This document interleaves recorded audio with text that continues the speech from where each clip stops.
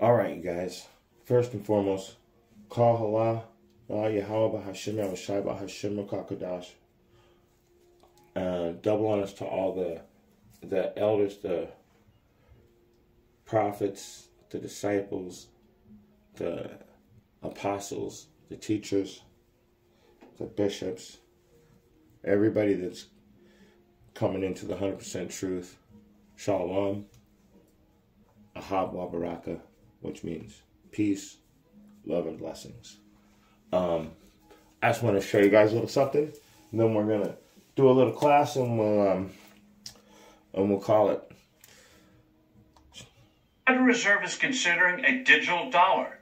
The implications for privacy and freedom are frightening. Hello, I'm Steve Forbes, and this is What's Ahead, where you get the insights you need to better navigate these turbulent times. Central banks around the world are examining whether they should create digital currencies. China is gradually enrolling one already. Japan may launch a digital yen by 2026. India is moving ahead in this front. The Federal Reserve is on the bandwagon here, where experiments and studies are already underway.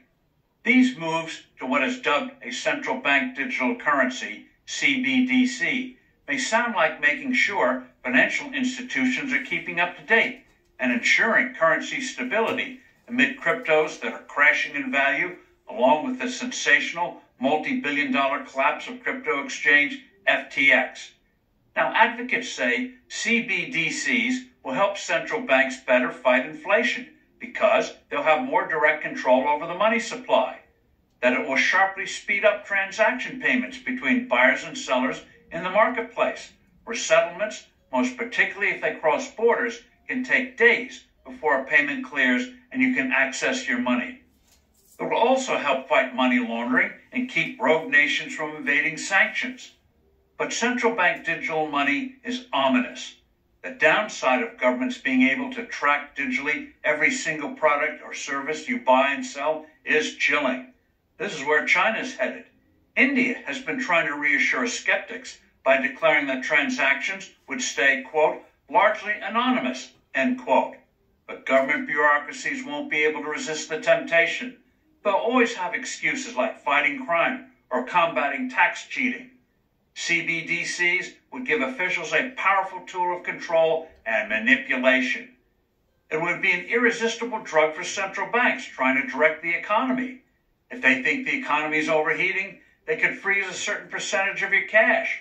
Or if these poobahs decide that things are too slow, they could punish people who they conclude are saving too much. Spend it or lose it, they could decree.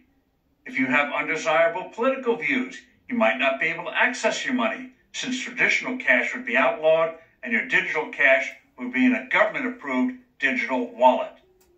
Digital cash would even allow governments to fine-tune monetary policy with individualized interest rates. Then there's the all-too-real challenge of security. Digital cash systems would be a hacker's delight.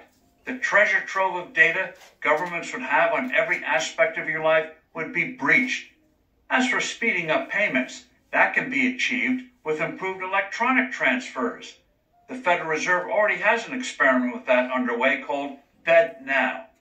Congress should immediately hold hearings on the subject of central bank digital cash and ban the Fed from creating a digital dollar. Government digital cash is a formula for tyranny. I'm Steve Forbes. Thanks for listening. Do send in your comments and suggestions. I look forward to being with you soon again. All right, you can go to GMS, Dabar, Kabash to watch this portion of the video. I'm just letting you know right now. This, so if you want to use this for yourself or go check out his classes, he does really great classes. So let's get into it.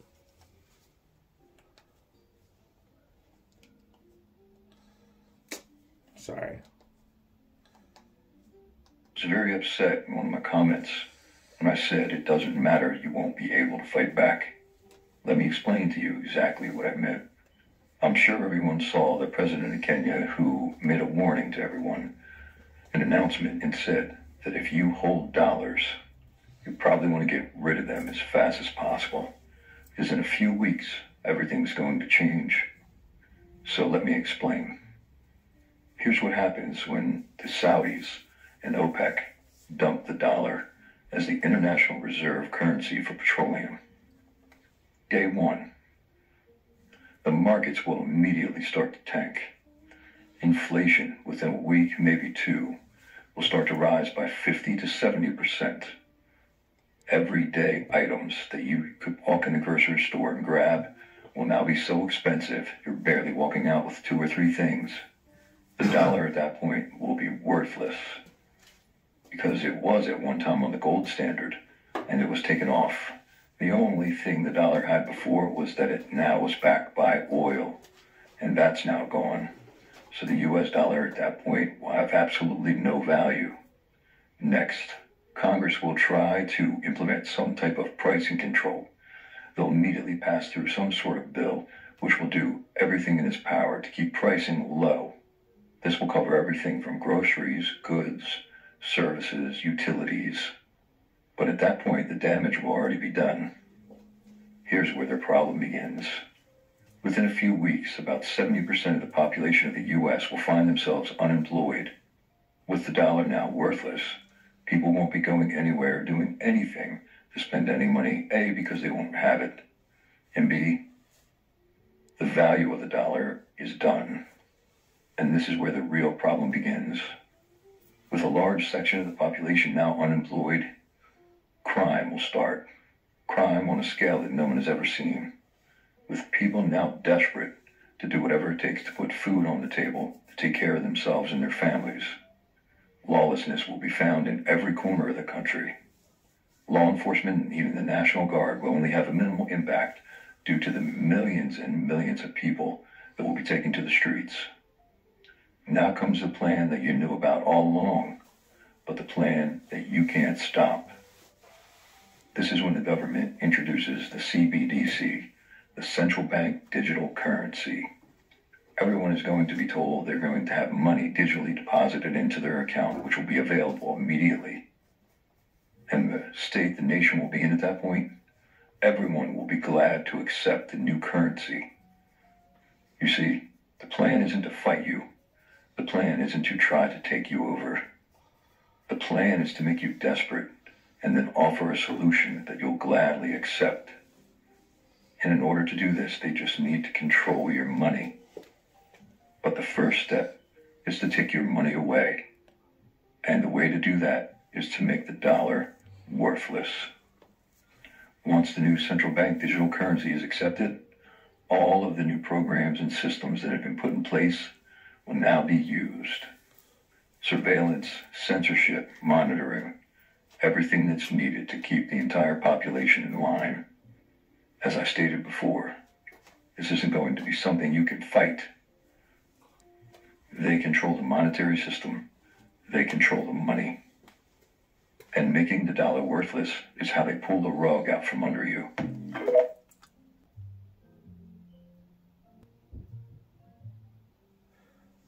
Shalom, Ahab, wa Baraka. Get that out of there. First and foremost, call halal la Yahweh b'Hashem Yehoshai b'Hashem Ruach HaKadash. I guess we got something to get into tonight. I've been wanting to bring this class out. It's crazy. I've just been going through a little bit of a transition. Ever since the Passover, I don't know, I just quit drinking. Like, I finally built my own bar, but I don't actually drink alcohol at all. Not even beer anymore. I took that week off at Passover, man, and my body just felt so good that I had no more desire to do that, so I prayed for that spirit to be taken off of me. But what we want to get into, let me get this, hopefully I'll make this light turn off. What we want to get into today is the Hegelian dialectica. Okay? That's what this is called. What they're producing in the government right now. It's called the Hegelian dialectica. Let's get into it. And I'm pretty sure that I got these notes from Uriah Lob a while back. He's like one of the best history teachers probably I've ever. I mean, he's one of the greatest prophets for sure, but just you know, in his teachings. But when it comes to a history class, to tie everything together, you know, you can't know the mystery without the history. And man, he really puts it together good. So it's guaranteed you should definitely listen to his classes. All right. Let's just get into, I'm going to try not to, because this is I could go for a month on this class. So I'm going to try and make it a little bit shorter. But let's first get what dialectic means. Tragedy for all with a predetermined outcome. Let me say it again. Tragedy for all with a predetermined outcome. Or philosophy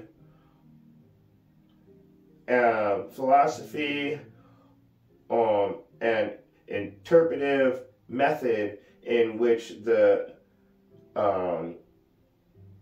contradiction between a proposition, thesis, and its antithesis is resolved at a higher level of truth synthesis. So, in other words, they put out all these different problems, like they were telling you in the video.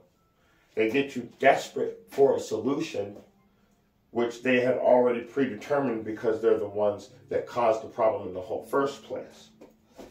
Let's get just a couple of verses. Let's start with I need to get my tablet. Ooh, hold on. I got to grab my tablet. I don't know why I didn't grab it. Let me just hold on for a second, everybody.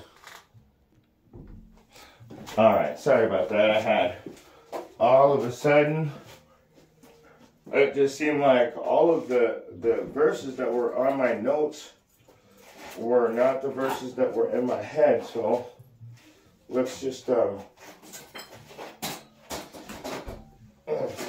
let's get right into it. First things first. Let's go to like this, like that, like this. All right, let's go to Job 9 and 24. We got to start with Job just because we got to know who we're dealing with. So, I'm sorry. Don't get all excited. That's what happens when the word comes out. You just get excited. If you're not getting excited when the word comes out, then it's probably not for you, or the Most High is not dealing with you. Job 9 and 24.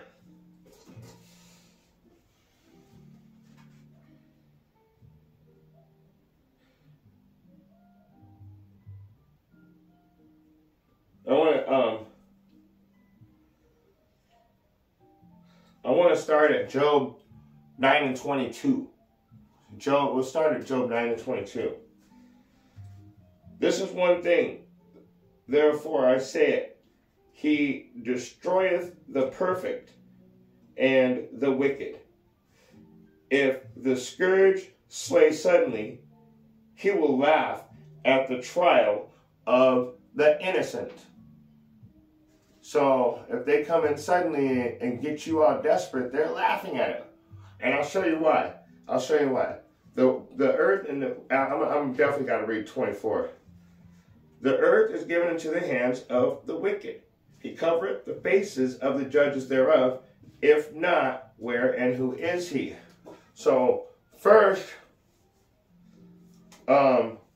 we want to go to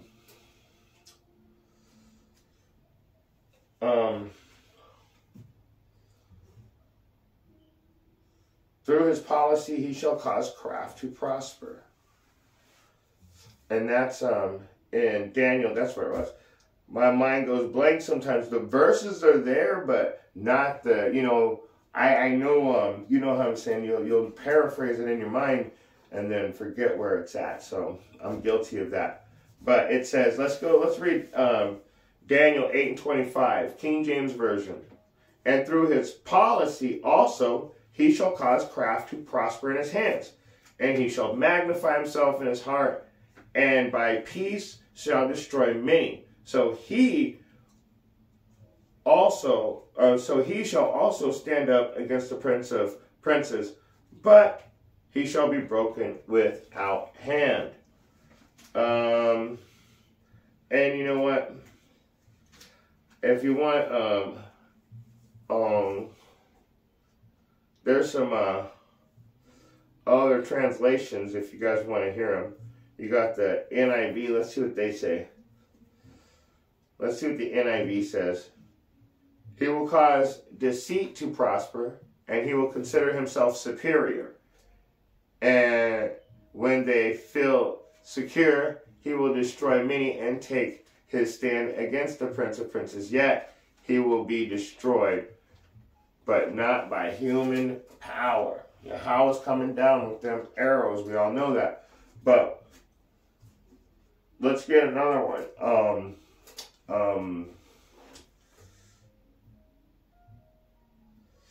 Through his PC, I'm going blank. What was it? He shall cause.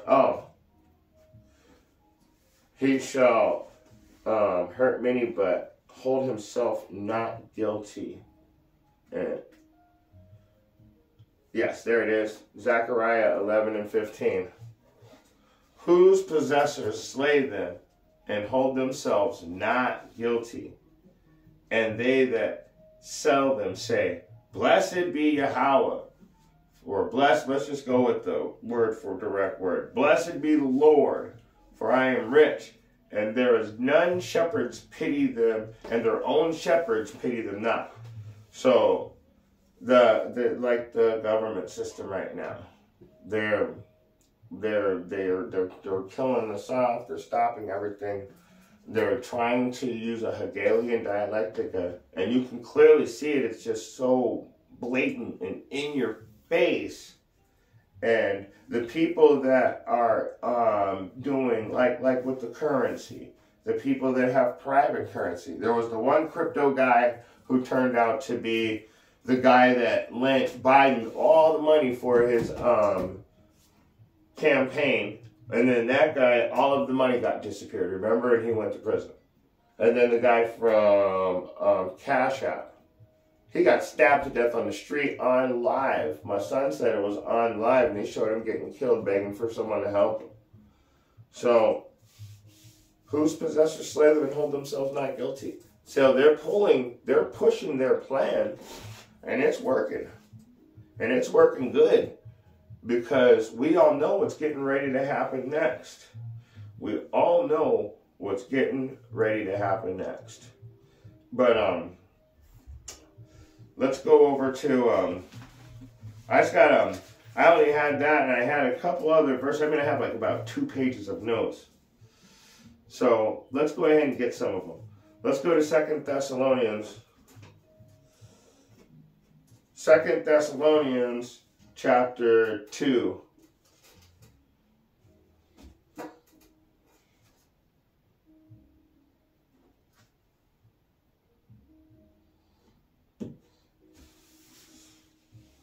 And let's start at verse 3. Let no man deceive you by any means, for that day shall not come, except there come a falling away first, and the man of sin be revealed, the son of perdition. Like I said, it's blatant, it's in your face. It's just in your face. And the Most High is the Most High is getting ready to destroy this place. I mean, if people aren't getting back to the basics and understanding that a woman has a place, a man has a place, that's part of their plan too. They want to take the family and destroy it. It's part of all of this whole plan works together, but they want to take the woman and empower her over the man and give her the authority of a man.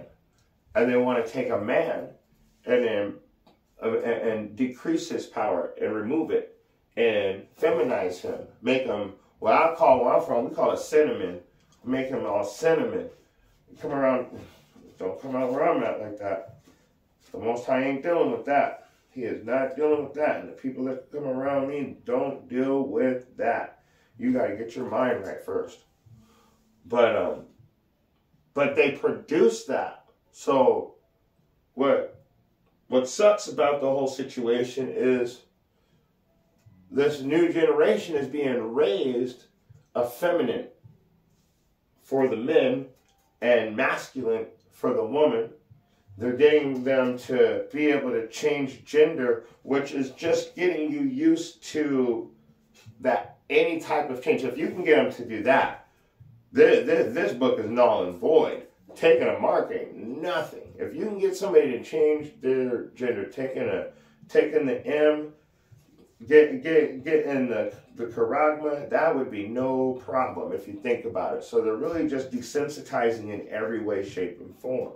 On top of that, they're trying to get everybody jabbed up on this whole same plan. They want to jab you up. They want you gone. They want you gone. And if I'm wrong, why was it blacks, Mexicans, and Indians first? Now how do you guys feel about that statement on the news that blacks, Mexicans, and Indians should get the V nation first? How about that, huh? I know a bunch of people that are mysteriously dropping dead from blood clots. People that were healthy are starting to shrink down into skin and bones. People starting to have these certain side effects that are just not even unheard of. Like, I guess, like if you were to go into Deuteronomy 28 and 54. No, not 54. That's the Manasterium. 58. Yep.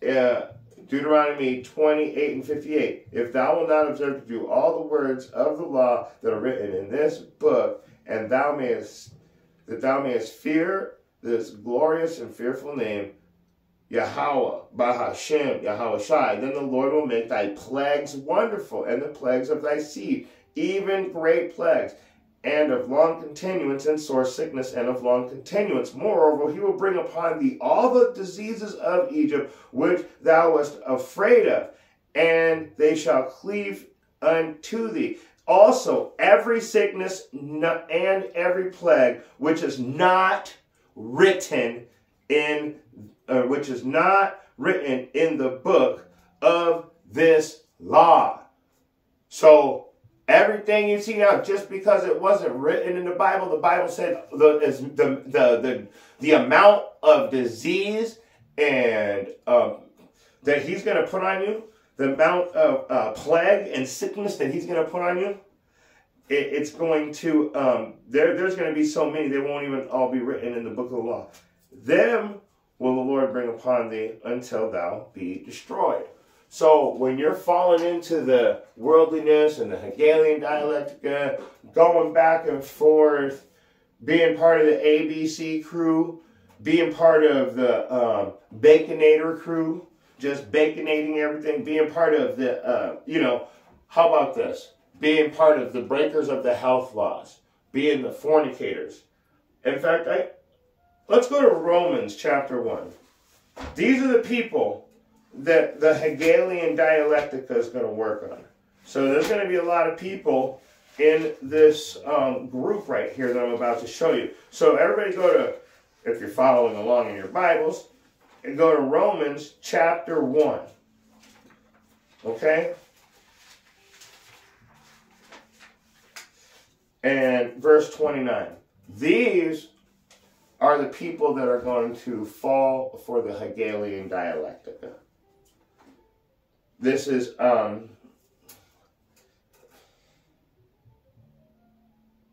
me start at verse 28. Romans chapter 1, verse 28. And even as they did not like to retain Yahweh in their knowledge, Yahweh gave them over to a reprobate mind to do those things which are not convenient. That's why you're going to fall for it. Let me keep going. Being filled with the unrighteousness, fornication. I'm sorry, let me start over. 29. Being filled with all unrighteousness, fornication, wickedness, covetousness, maliciousness, full of envy, murder, debate. And I ain't trying to, yeah, I am. All you guys getting paid for debates, if you're doing paid debates, it's right here.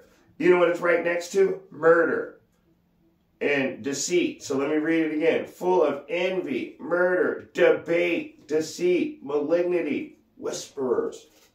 You know, it's like telling them secrets. But anyway, I should actually look that up. Let's get the real definition. I don't want to make up anything. That is how you get the rebuked. Hold on. Let me get what is the biblical definition of the word whisperers in Romans chapter 1, verse 29?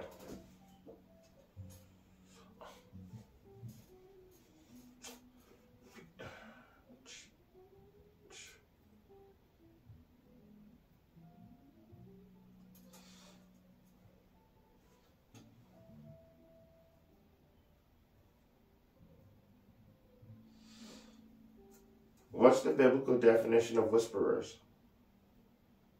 There we go. I would use the blue letter, but I have all of the all my interlinears and all that are over there, and they don't. The blue letter just hasn't been it used to line up, and now it doesn't line up, so I'm not using it unless I know that it's telling the truth. But I've watched things get changed, and since I have the other books, nope. I got some pretty expensive books over there, and some that aren't that expensive. But it doesn't even matter about the price. It's a matter about where you can find the book or not. But since I have the books, I have to know that they keep changing the definitions in the blue letter online. So, whispering, speaking with a low hissing or sibilant voice. And just like I said, to speak with suspicious or timorous caution, to plot secretly, like I said, up there doing them secrets, to devise in mischief. So, oh man, that one was deep, right? To devise in mischief. So now we know what that means. I think that we can move on. So let's go back to 2 Thessalonians. And this is really, if you could get anything from this Most High willing, Yahweh Bahashem, Yahweh Shai willing, is that you prepare yourself. Now, I left a message on one of the GMS up-and-coming elders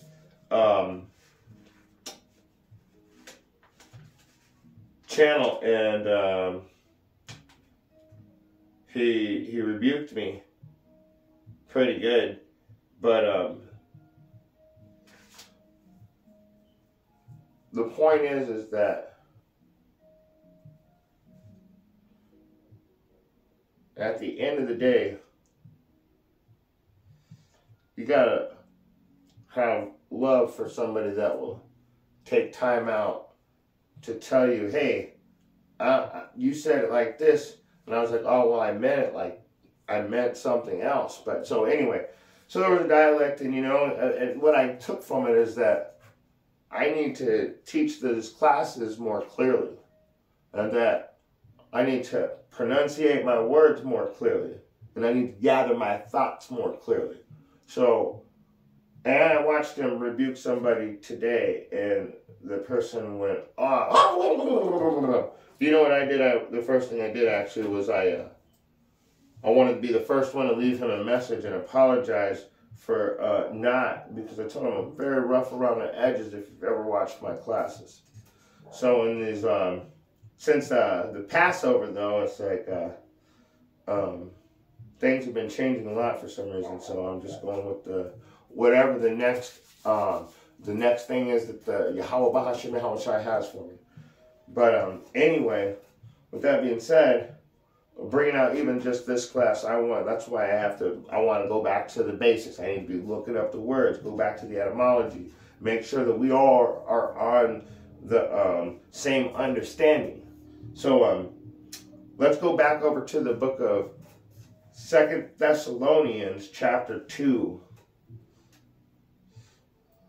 And we're going to pick up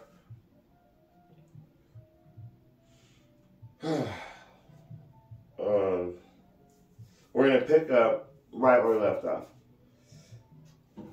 So I just told you, don't let anybody deceive you. I just showed you that the hegelian dialectica is no joke. It's a real thing, and they've been doing it to us pretty much since I would say almost the beginning of time. They've been trying to deceive us and get us to believe one thing and then push something else on us real quick. So let's go to verse 4. Who opposeth and exalteth himself above all that is called Yahweh, or that is worshipped, so that he as Yahweh sitteth in the temple of Yahweh, showing himself that he is Yahweh. Let me get to it. You gotta get to it.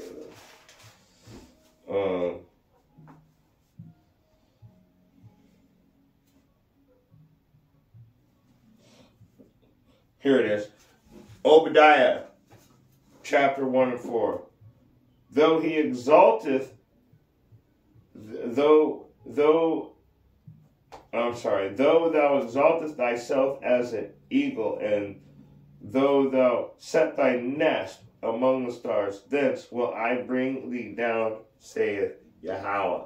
I just had to get that in there, because and you know what? It's 2 Thessalonians verse 4 where and we know that he lives this life. He's literally trying to tag us as livestock, and he's trying to take full control over anything we can do and make decisions for us. So if you go to the store and they don't like what you're going to purchase, they'll be able to shut your purchase down. That's the whole point of Fed now, that they have 100% control over everything. So a waitress getting a tip, they've got a taxer on that. It's all about taking from you. And then on top of that, there's only a maximum amount you can have. I've heard that it can even expire. I don't know any of that. I know one thing. He's exalting himself above all that is called Yahweh.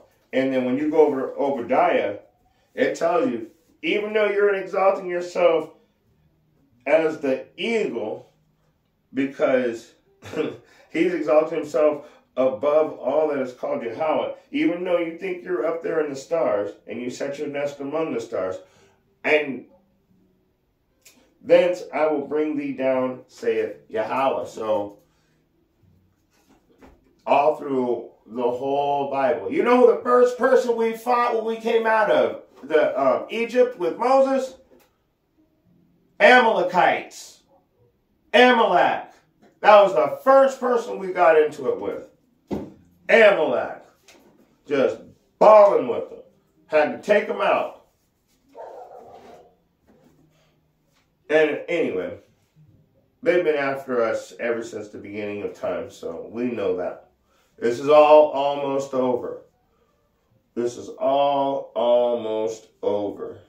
But remember ye not that when I was yet with you, I told you these things. So he's like, remember when I was yet not, remember ye not that when I was yet with you, I told you these things. So he's saying, hey, don't you remember when I was with you, I told you all this. And now you know what withheld that. I'm sorry, I'm getting all excited. And now ye know what withholdeth that he might be revealed in his time. So it's saying that, and watch this.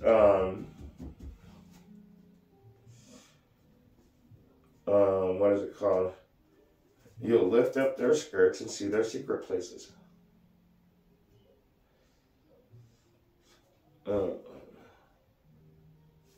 I think this might be it.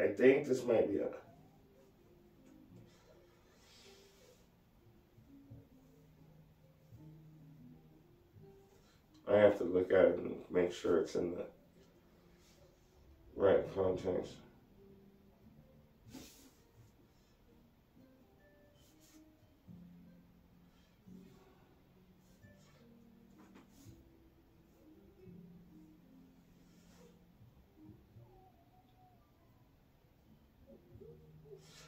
That's not the right one.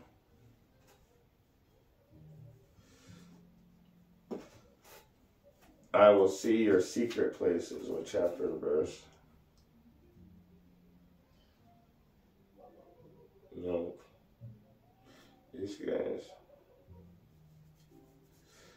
Then, oh, I will discover your secret places. Nope. Still trying to give me Isaiah. It's not the one, man. There it is. Nope.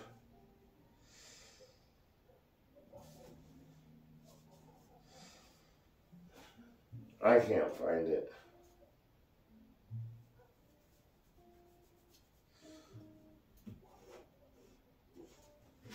I will lift the veil and discover your secret places.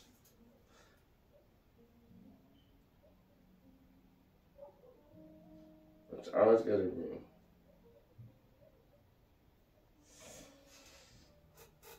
Some weird Christian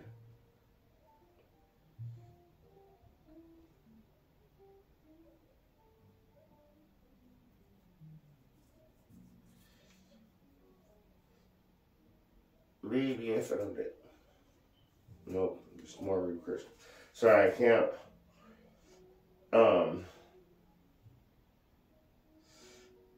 It was supposed to be anyway, I wasn't able to find it, so let me just go back to where I was at. Let's just go back to where I was at. Sorry about that. 2 Thessalonians chapter 2 KJV.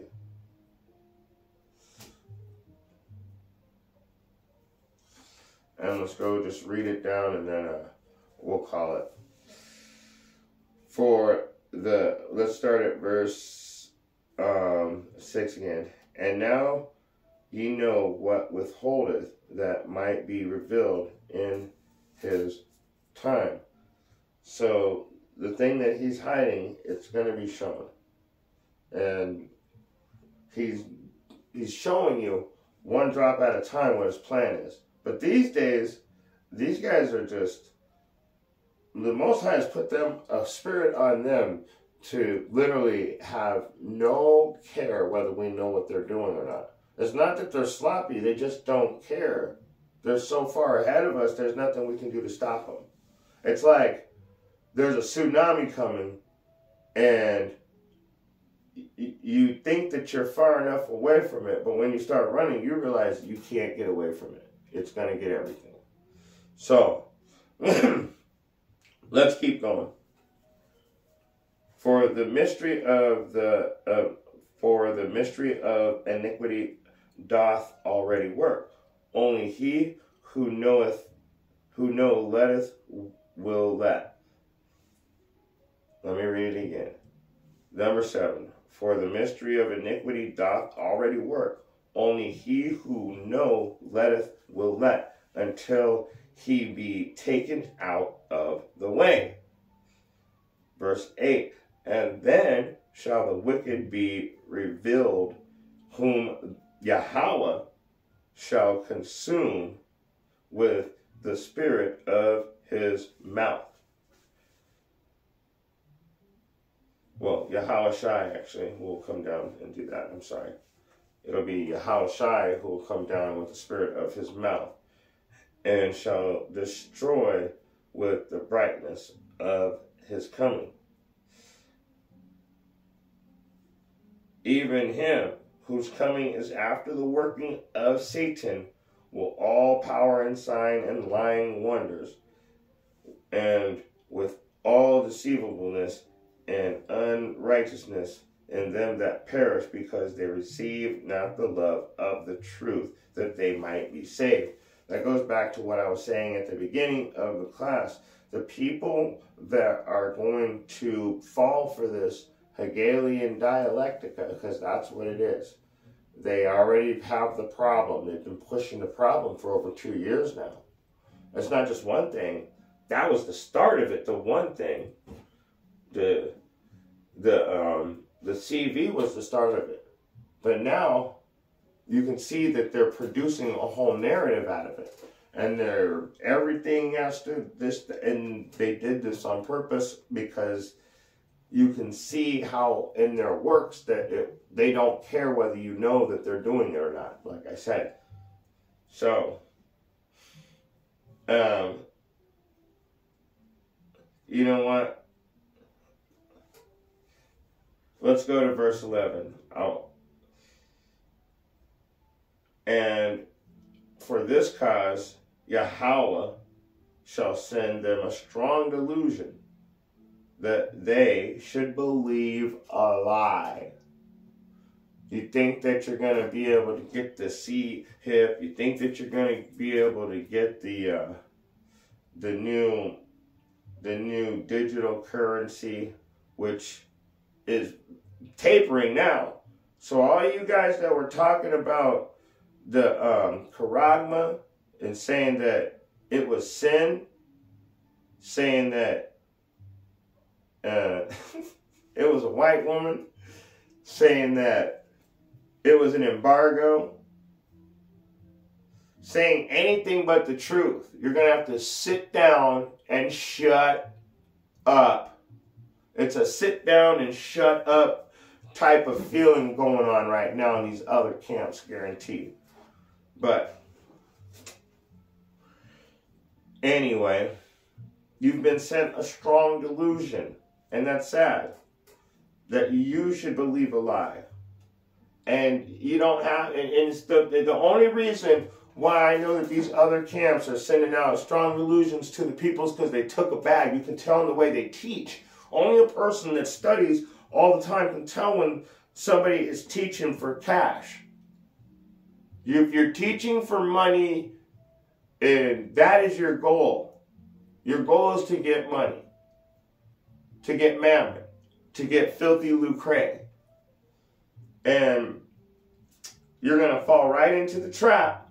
The teachers, but all of the people that think it's going to be okay to receive the subdermal implant, you're going to find out. You're going to find out. Let me finish this out. I want to get one more precept, and then we're done.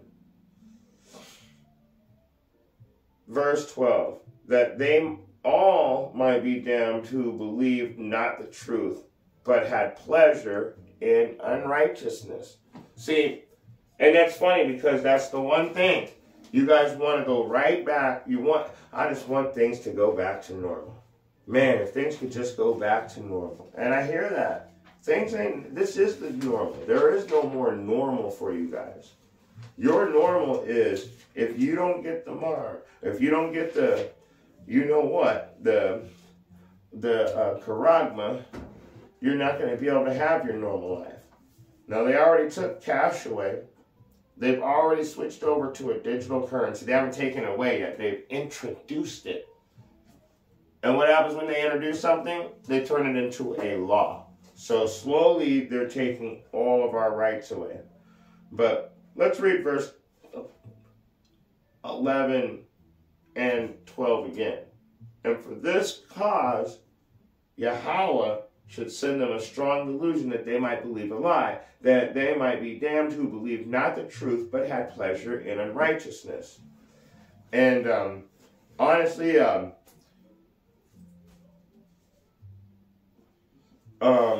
that goes right into, and this is a go-to verse. This is what, probably in this house, I always bring this out a lot. It's a famous verse. I thought everybody used it all the time, but it's Isaiah chapter 39 and 10. But we're going to read down a little bit. That this is a rebellious people, lying children, children that will not hear the law of Yahweh, which say to the seer, see not, and to the prophets, prophesy not unto us right things, speak unto us smooth things, prophesy deceits. Now let me read 11 again. And for this, you know what? Let me jump back a little. No. I wanted this one. So, let me keep going. Get ye out of the way, turn aside out of the path, cause the Holy One of Yasha Allah to cease from before us. Wherefore, thus saith the Holy One of Israel, because ye despise the word, there it is, that's what I was looking for, and trust in oppression and perverseness, and stay thereon, therefore this iniquity shall be to you as a breach ready to fall, swelling out in a high wall, whose breaking cometh suddenly at an instant. And you know that right there, and it tells you right here that that in verse 12, that they all might be damned who believe not the truth. And over here, you're seeing what's happening. That they're rebellious. They hate the word of the Lord. And it tells you that because you despise the word and trust in oppression and perverseness and stay thereon. So the word is the truth. You despise the truth. You trust in perverseness. This says right here that you believe a lie. And I mean, everything about it is telling you all they that, and then shall that wicked be. In fact, I'm sorry, I'm looking at something else. I'll read it wrong. And I'll send them a strong delusion that they should believe a lie, that they might be damned who believe not the truth, but have pleasure in unrighteousness. That's what they're saying in verse 10. Don't tell us, it says, saying to the seer, see not, and to the, in fact, let's get, somebody brought that out in the Good News translation. It sounded really good. Whoops. Isaiah chapter 30, Good News translation.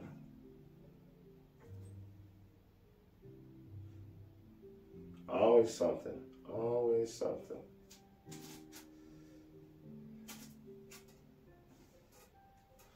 I really like the way this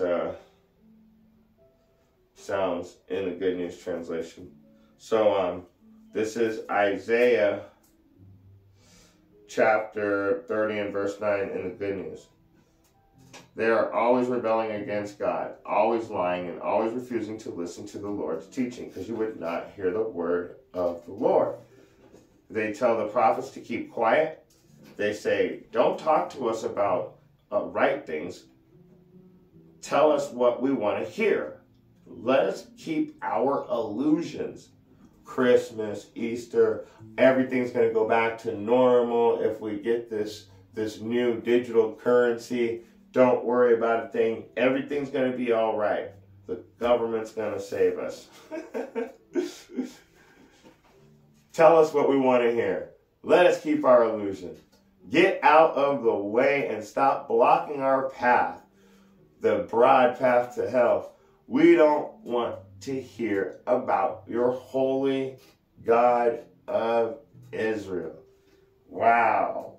So, right there, it shows you, oh man, that's why I wanted to bring that out. We don't want to hear about your holy God of Israel.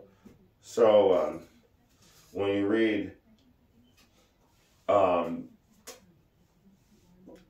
11, and 12 together again now, it makes sense why the Most High is saying this. And with all deceivableness of unrighteousness in them that perish, because they receive not the love of the truth, that they might be saved. No. They said to the seers, see not, and told the prophets, prophesy not. They definitely hated the truth. And for this cause, they shall, the Most High, Yahweh, Bahashem Yahushai, shall send a strong delusion, that they should believe a lie, that they all might be damned who believe not the truth, but had pleasure in unrighteousness. So that's why, like, when the prophets are from morning till night preaching this word, and you're laughing at them, and you're not listening to them, it's because the Most High already put you to sleep. He already put a delusion on you, and you're getting ready to fall for this new digital currency. It's going to be very interesting. I got one more verse I want to get, and then a precept, and then we'll call it Revelation chapter 13, KJV. So we're going to go into the chapter 13. We're going to start at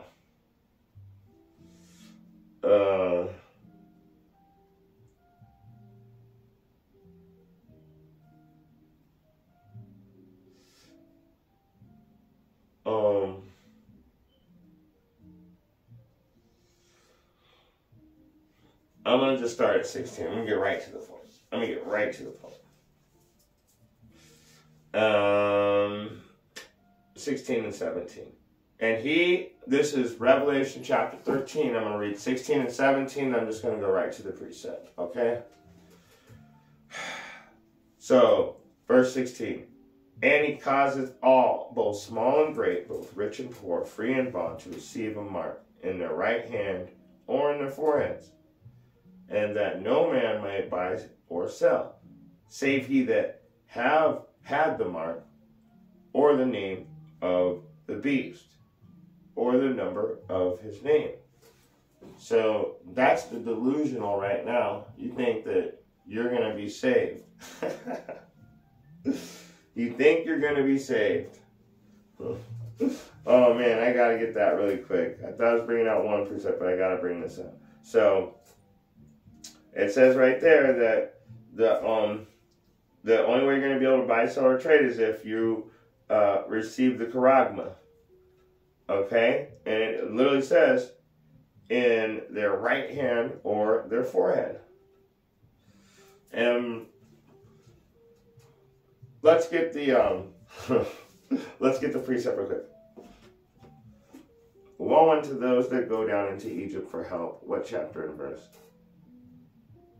According to web. There it is. Oh, finally it gave me something I've been looking for. Isaiah 31:1. Woe unto those that go down to Egypt for help, and stay on horses and trust in chariots, because there are many, and in horsemen, because they are very strong. But they look not unto the Holy One of Israel. Make the Holy One of Israel cease from before me. That's what you guys said. Neither seek the Lord. So You guys literally are going to fall for this. You're going to turn your back on the Most High. You're going to go to the oppressor. Egypt means oppression or slavery. You're going to the oppressor for help. And you're going to trust in all of his lies. And he's going to take you out. And wait, it's not even him. He's setting you up for the takedown. He knows he can't really take you out unless the Most High lets him. So what he does is he sets you up, and then he cries out to our God, Yahweh Bahashem Yahweh Shai, and says, look at this sinner. So guess what? Watch this. Woe unto them that go down to Egypt for help, and stay on horses, and trust in chariots, because they are many, because they are many, and in horsemen, because they are very strong, but they look not unto the Holy One of Israel, neither seek the Lord. So you're out there in line to get your V Nation. You want to get fully V Nation, and you saw what happened to those people, and now you're going to be in line to get the newest thing so you can get government supplements again. You got to have some kind of help. What am I supposed to do? How am I going to take care of myself? Well, that's the problem. You trust in oppression, not in Yahweh.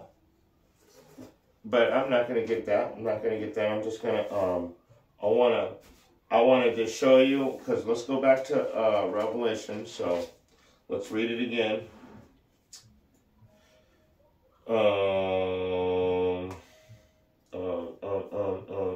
Here it is. 13 and 16. And he causeth all, both small and great, rich and poor, free and bond, receive a mark in their right hand or their foreheads, and that no man might buy or sell, save he that have a mark, or the name of the beast, or the number of his name. Woe unto them that go down to Egypt. That's the oppressor. This is the person that's going to do this. They're doing it right now. I already showed you in the beginning of this. Woe unto them that go down into Egypt for help. So what does the word woe mean? Let's start there. And then we're going to get to precept, because then I'm going to show you the end result of the woe.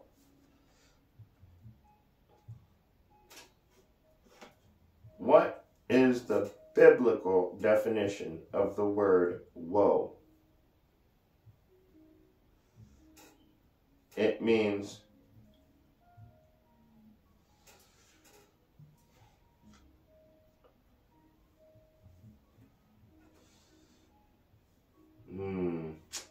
this is why I like my other ones. Woe in my book used to mean destruction. Now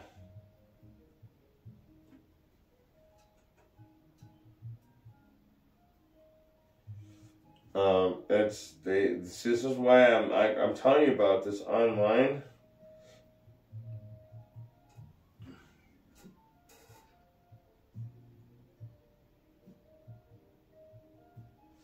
It's always changing. It's woe should mean total and utter destruction. Now, the worst word I can find is catastrophe or disaster. Well, anyway, the word woe in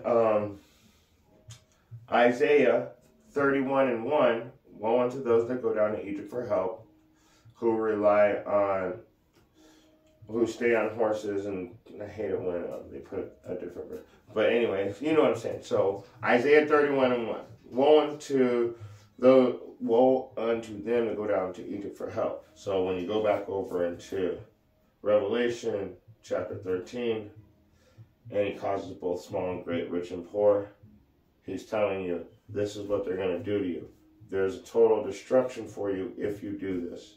Let's go over to chapter 14 and start at verse 9. And the third angel followed them, saying with a loud voice, if any man worship the beast and his image, and receive his mark in his forehead or in his hand, the same shall drink of the wine of the wrath of Yahweh, which is poured out without mixture into a cup of his indignation, and he shall be tormented with fire and brimstone in the presence of the holy angels and in the presence of the Lamb. So, let's see. And let's see what that's talking about. And then, so it says right there, the people that go down into Egypt, he's going to pour out his wrath on you without mixture. Now, I already showed you in Deuteronomy 28, and I think it was 58 or 50. But anyway, Deuteronomy 28 and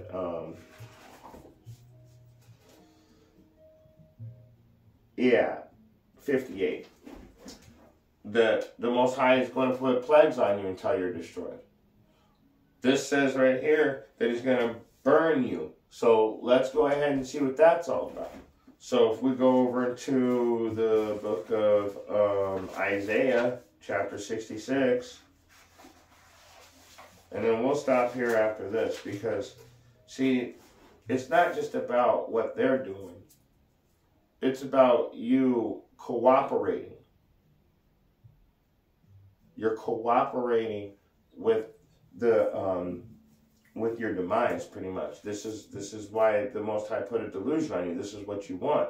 You want to be a part of the system that's not going to exist pretty soon. So woe unto them that go down into Egypt for help. And I'm going to go ahead and get it, and then we're going to call it Isaiah 66, because I told you that the ultimate goal of the Hegelian dialectica that they're doing is to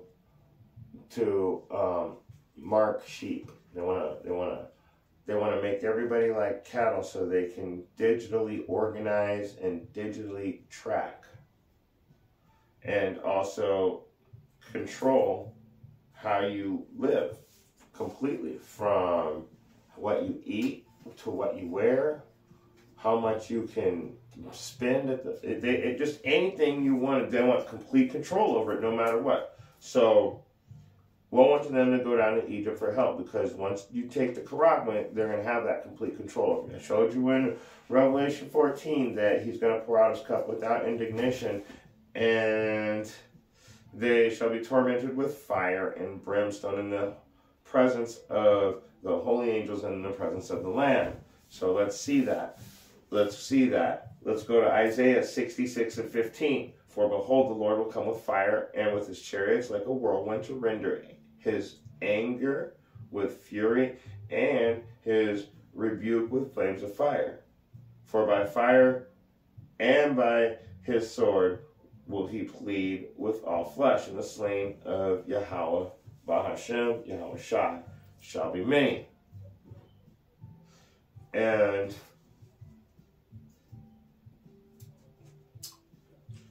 it's and you know, we're gonna just go ahead and stop there. I probably already said way too much.